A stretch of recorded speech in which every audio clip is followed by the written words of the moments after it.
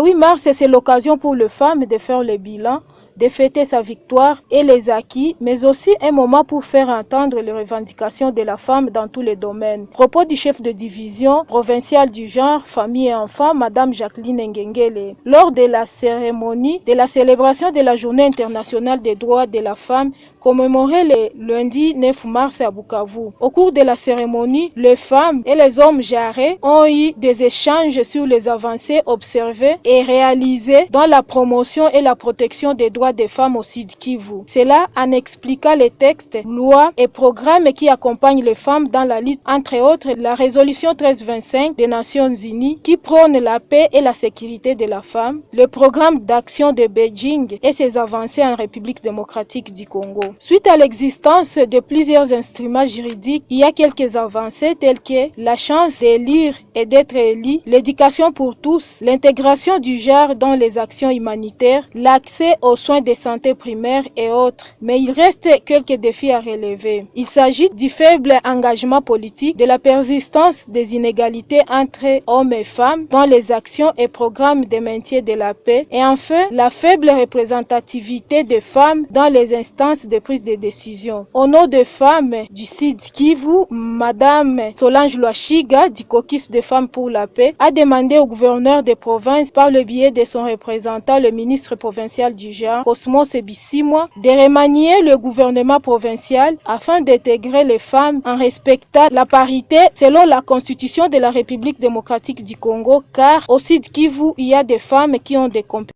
Nous exigeons ce remaniement parce qu'on doit quand même prendre, tirer des leçons, des expériences et passer. Écoute, Marcelin Kichambo a eu 48% dans son gouvernement. Je n'ai jamais vu le président de la République descendre ici en province pour dire pourquoi tu as mis autant de femmes. Et donc il y a question de faible volonté politique.